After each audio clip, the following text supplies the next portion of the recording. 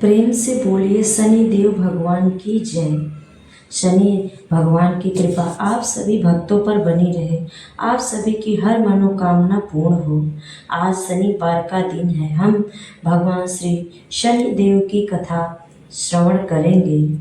शनिवार का व्रत ग्रह दोषों से मुक्ति दिलाता है, शनि की साढ़े साती खत्म होती है और आप अपने जीवन में आगे बढ़ते रहते हैं। प्रेम से बोलिए श्री शनि महाराज की जय। आइए कथा सुनते हैं। एक समय स्वर्ग लोक में सबसे बड़ा कौन है, इस बात पर सभी 9 ग्रहों में वाद विवाद होने लगा।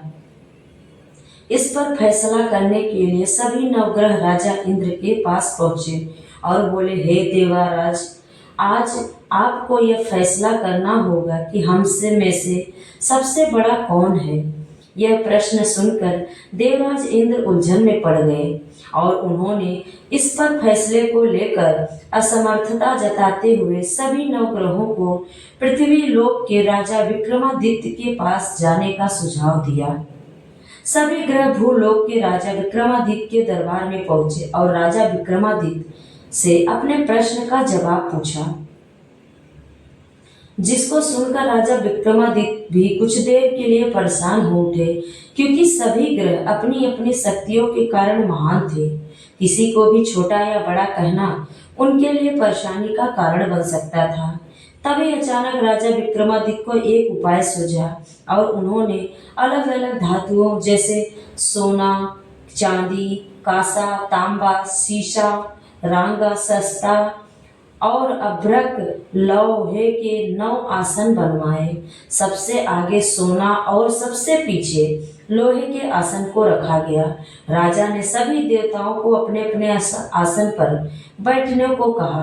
राजा विक्रमादित्य ने कहा, जो जिसका आसन हो ग्रहण करे।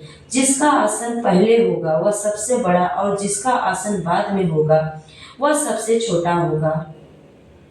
क्योंकि लोहे का आसन सबसे पीछे था, इसलिए शनि देव समझ गए कि राजा ने मुझे सबसे छोटा बना दिया। इस फैसले से शनि देव नाराज होकर बोले, हे राजन, तुमने मुझे सबसे पीछे बिठाकर मेरा अपमान किया है।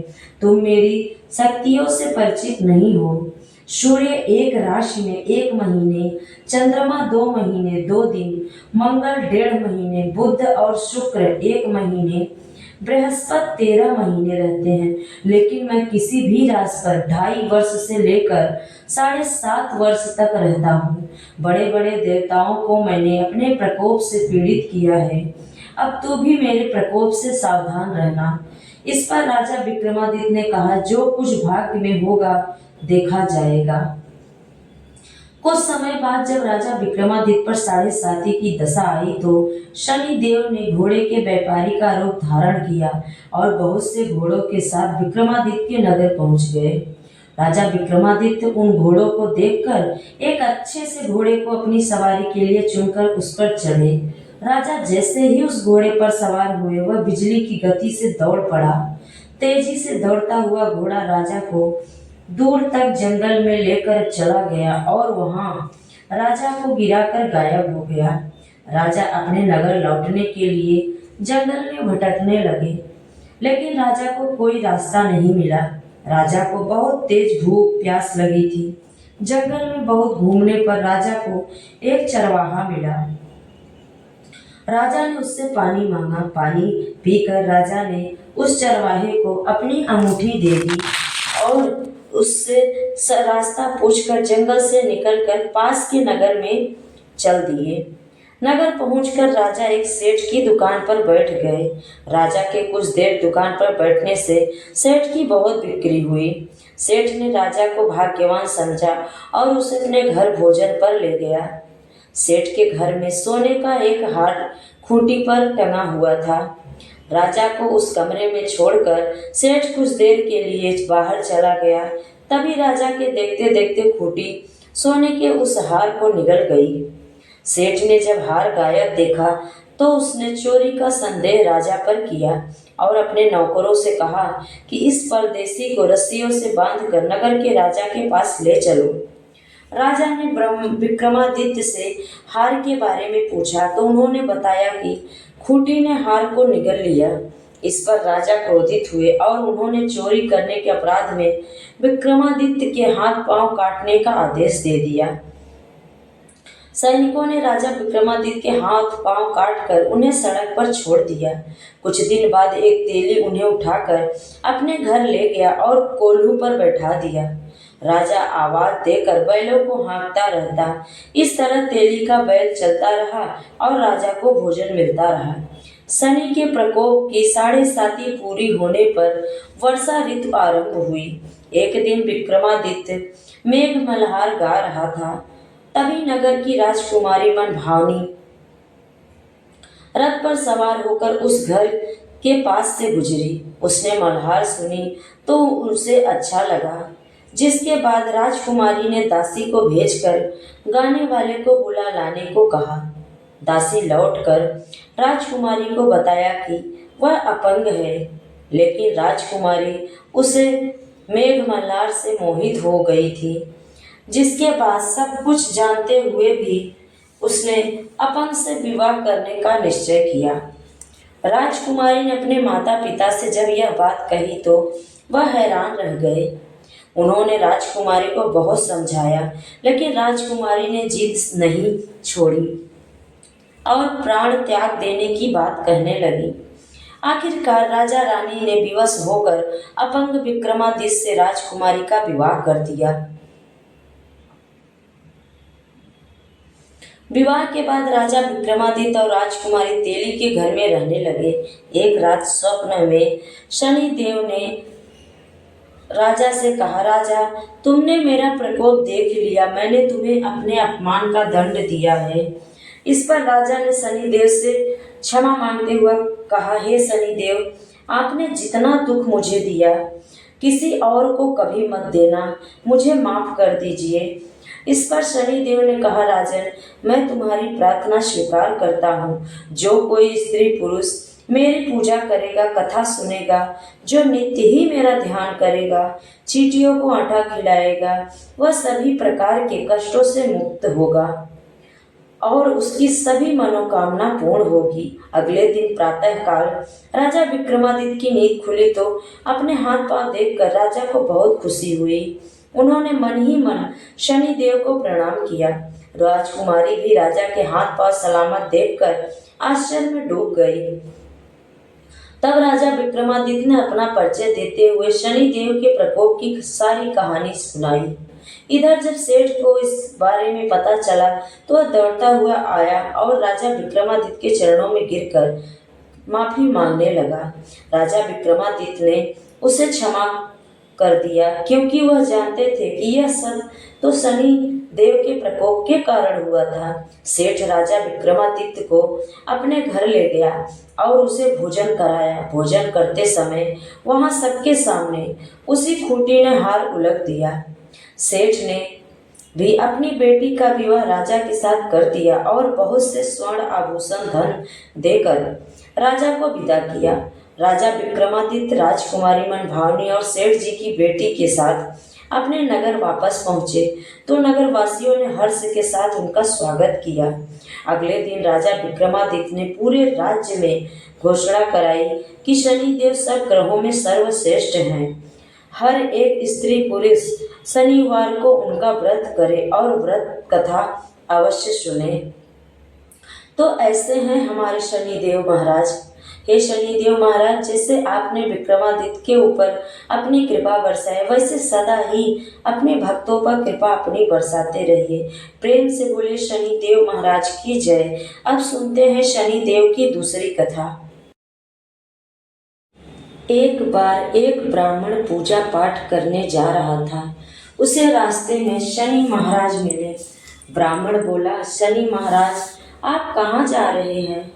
तब शनि देव ने कहा, मैं राजा को लगने जा रहा हूँ। ब्राह्मण बोला, अगर तुम राजा के लगोगे तो सारी प्रजा दुखी होगी, इसलिए तुम मेरे लग जाओ। तब शनि देव बोले, कितने साल का लगूं? ब्राह्मण बोला, 7 साल के, 5 साल के, 2.5 साल के और 1.25 साल के मुझसे ना उठाया जाएगी। तुम ऐसा करो, तुम मुझे 1.25 के लिए लग जाओ। शनिदेव ने कहा, ठीक है, तो मैं 1.25 के लिए तुम्हें लग जाता हूँ। इसके बाद ब्राह्मण देवता नदी के किनारे आसन बिछाकर पाठ करने लगे। नदी में से 2 मतीरे बहे जा रहे थे। ब्राह्मण ने उन दोनों मतीरों को निकालकर अपने घुटने के नीचे रख लिया।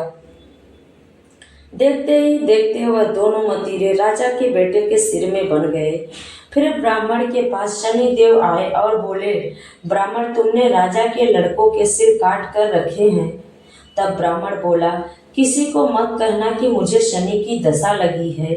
इसके बाद शनिदेव वेश बदलकर नगर में चले गए। वहां जाकर उन्होंने एक आदमी से कहा कि नदी के किनारे एक ब्राह्मण के घुटने के नीचे राजा के बेटे के सिर पड़े हैं। देखते ही देखते यह बात पूरी नगर में फैल गई। जब यह बात राजा को पता चली तो राजा ने कहा कि ब्राह्मण को सूली पर चढ़ा दो। राजा के आदेश के अनुसार ब्राह्मण को सूली पर चढ़ाने की तैयारी की गई। पहले उन्होंने सोने की सूली गढ़वाई। जैसे ही वह ब्राह्मण को सूली पर चढ़ाने लगे, वह टूट गई। इस तरह उन्होंने चांदी की, तांबे और लोहे की भी गढ़वाई, लेकिन वह सब भी टूट गई। वह जिस भी धातु की सूली गढ़वा रहे थे, वह टूटती जा रही थी। इतनी देर में 1.25 पूरा हो गया। राजा के बेटे खेलते खेलते घर आ गए। तब रानी बोली, महाराज, ब्राह्मण को तो सूली पर चढ़ा दिया होगा, आप जाकर देखिए, नहीं तो हमें ब्रह्म हत्या का पाप लग जाएगा। जब राजा वहां पहुंचा तो उसने देखा कि ब्राह्मण तो पाठ कर रहा है। तब राजा ने ब्राह्मण से पूछा, यह सब क्या है? तब ब्राह्मण ने कहा, महाराज, मैं जा रहा था, रास्ते में मुझे शनि महाराज मिले। मैंने उनसे पूछा कि कहाँ जा रहे हो? उन्होंने कहा, मैं राजा के लगने जा रहा हूँ। मैंने उनसे कहा कि अगर तुम राजा के लगोगे तो सारी प्रजा दुखी होगी, इसलिए तुम मेरे लग जाओ। तब शनिदेव बोले, कितने साल का लगूं? मैंने कहा, मुझसे 7 साल और 5 साल, 2.5 साल या 1.25 साल की ना उठी जाएगी, इसलिए मैं 1.25 का मांग लिया। अब 1.25 में ही मुझे शनिदेव के ऐसे रंग दिखाई दिए। तब राजा कहने लगा, शनि की दशा कैसे उतरती है? ब्राह्मण बोला, राजा, सोने चांदी का दान, तांबे का दान, लोहे का दान और पीपल का दान करने से शनि की दशा से राहत मिलती है। तब राजा ने हैरान होकर ब्राह्मण से पूछा, राजे महाराजे, और साहूकार तो सोने चांदी के दान कर देंगे, परंतु गरीब कैसे करेगा? तब ब्राह्मण ने कहा, तेल की पली और गुड़ की डली डकोत को देने से शनि की दशा से मुक्ति होती है। 7 बार पीपल में जल चढ़ा दो और कहो कि शनि देव का सोटा कभी न आवे टोटा, शनि की घड़ी ले 70 बला टली। 7 बार पीपल में जल चढ़ा दो, सारी बला टल जाएगी। ब्राह्मण की बातें सुनकर राजा ब्राह्मण को धन्यवाद करके वहां से चला गया। फिर तो राजा ने नियमित रूप से हर शनिवार तेल, गुड़ और सामर्थ्य के अनुसार दान करने लगा। प्रेम से बोलिए, शनि महाराज की जय। हमारे शनि महाराज जी ऐसे ही हैं, किसी पे क्रोधित हो जाते हैं तो उनका सब बिगाड़ देते हैं, और किसी पे प्रसन्न हो जाते हैं तो बनी चीजें वो बना देते हैं। तो भगवान हमारे साथ हमेशा रहते, बस हमें समझने की देरी है। आप सभी को मेरी यह कथा अच्छी लगे तो लाइक, शेयर और चैनल को सब्सक्राइब जरूर करें। प्रेम से बोले, शनि महाराज की जय।